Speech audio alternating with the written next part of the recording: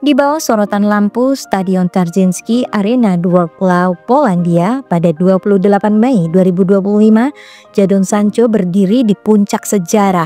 Kemenangan Chelsea 4-1 atas Real Betis di final UEFA Conference League bukan sekedar trofi bagi klub London ini. Itu adalah kelahiran kembali seorang pemain yang pernah nyaris tenggelam di bawah beban ekspektasi.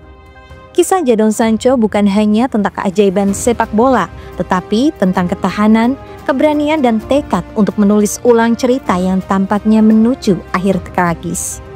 Perjalanannya dari seorang remaja berbakat hingga diasingkan di Manchester United dan kini menjadi pahlawan dalam seragam biru adalah kisah yang bergema jauh melampaui lapangan hijau.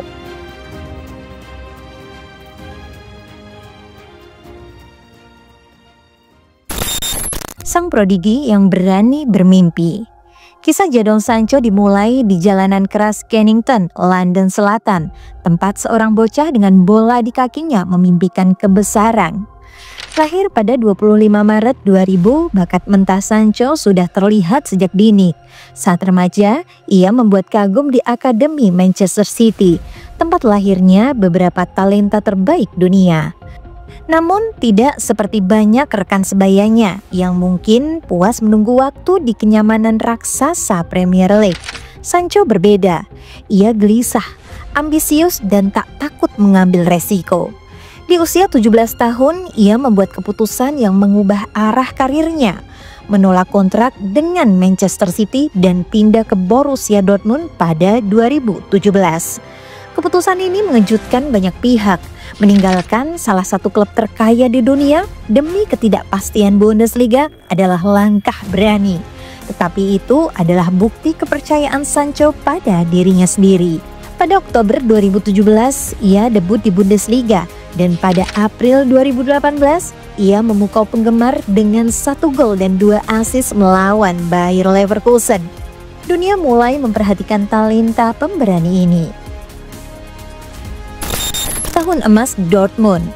Masa Sancho di Dortmund sungguh luar biasa. Musim 2018-2019 melihatnya meledak di panggung Eropa dengan 12 gol dan 18 assist dalam 34 pertandingan Bundesliga.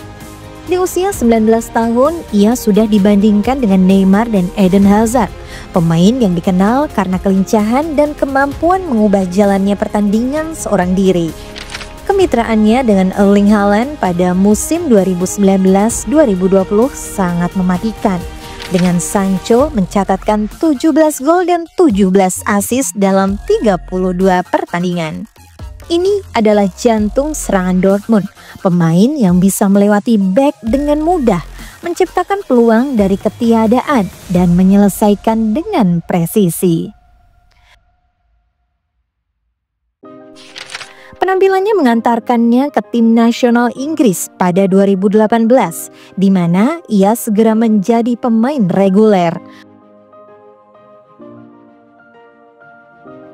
Pada 2021, Sancho adalah salah satu penyerang sayap paling diincar di dunia, dan Manchester United datang dengan tawaran 85 juta euro.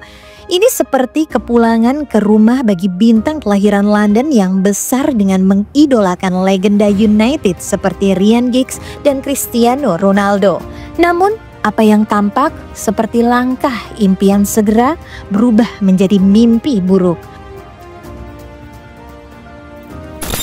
Petualangan kelam di Manchester United. Kedatangan Sancho di Old Trafford pada 2021 disambut dengan ekspektasi setinggi langit. Penggemar United berharap ia akan membawa keajaiban yang sama seperti di Jerman. Tetapi kenyataan jauh lebih pahit. Sancho kesulitan beradaptasi dengan sistem yang tidak cocok dengan kekuatannya. Sering ditempatkan di sayap kiri, di mana ia bersaing dengan Marcus Rashford atau diminta menyesuaikan diri dengan gaya transisi cepat yang bertentangan dengan pendekatan berbasis penguasaan bola yang metodis. Sancho tampak seperti bayangan dirinya di Dortmund.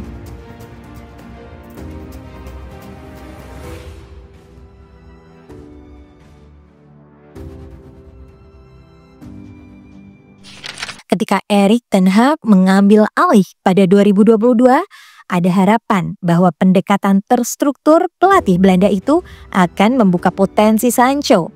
Awalnya itu tampak berhasil. Sancho menunjukkan kilasan kejeniusan, termasuk gol melawan Liverpool pada Agustus 2022.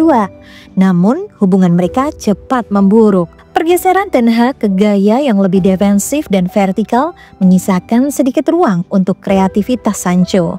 Pada September 2023, ketegangan memuncak. Setelah ditinggalkan dari skuad untuk pertandingan melawan Arsenal, Sancho secara terbuka menuduh Ten Hag menjadikannya kambing hitam, menolak meminta maaf atas seledekannya. Akibatnya sangat brutal. Ia diasingkan dari tim utama, berlatih sendirian dan praktis diasingkan. Di usia 23 tahun, karir Sancho tampak runtuh. Harga transfer 85 juta euro yang dulu menjadi simbol potensinya, kini menjadi beban berat di lehernya. Kritikus menyebutnya kegagalan dan penggemar mempertanyakan mentalitasnya. Namun, kisah Sancho jauh dari selesai. Jalan menuju penebusan. Pada Januari 2024, Sancho kembali ke Borussia Dortmund dengan status pinjaman, berusaha menemukan kembali percikan yang membuatnya menjadi bintang. Dortmund menyambutnya seperti anak yang hilang, dan ia membalas kepercayaan mereka dengan penampilan yang mengingatkan semua orang akan bakatnya. Ia berperan besar membawa Dortmund ke final Liga Champions, meski kalah dari Real Madrid. Waktu di Jerman menjadi pengingat bahwa Sancho berkembang di lingkungan di mana ia merasa dipercaya dan dihargai. Saat kembali ke Manchester United pada musim panas 2024, ada rekonsiliasi singkat dengan Ten Hag. Namun jelas bahwa masa depannya ada di tempat lain. Pada hari terakhir bursa transfer, Chelsea mengamankan jasanya dengan status pinjaman semusim dengan kewajiban membeli seharga 25 juta euro yang akan dipicu jika Chelsea finish di posisi 14 atau lebih tinggi di Premier League. Hampir pasti mengingat performa mereka. Bagi Sancho, kepindahan ini bukan hanya tentang sepak bola. Ini tentang menemukan rumah di mana ia bisa menjadi dirinya lagi. Ia bahkan menerima pemotongan gaji untuk mewujudkan transfer ini. Tanda laparnya untuk membuktikan bahwa para pengkritiknya salah. Fajar baru di Stamford Bridge. Chelsea di bawah bimbingan Enzo Maresca menawarkan sesuatu yang tidak dirasakan Sancho selama bertahun-tahun. Cinta dan kepercayaan. Maresca yang pernah menggambarkan Sancho sebagai pemain yang butuh cinta untuk berkembang, memberinya peran jelas di sayap kanan, tempat ia bisa memotong ke dalam, berkreasi, dan mengekspresikan diri.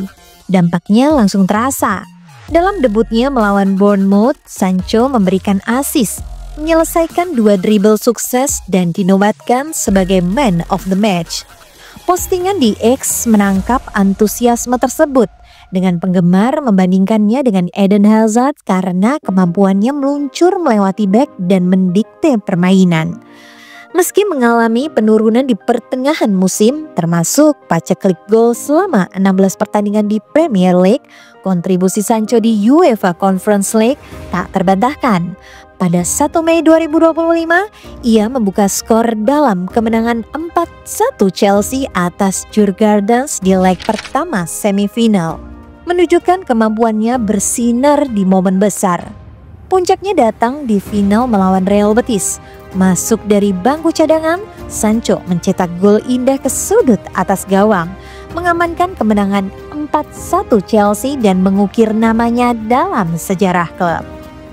Gol itu lebih dari sekedar statistik. Itu adalah pernyataan. Itu adalah isyarat menentang para pengkritik.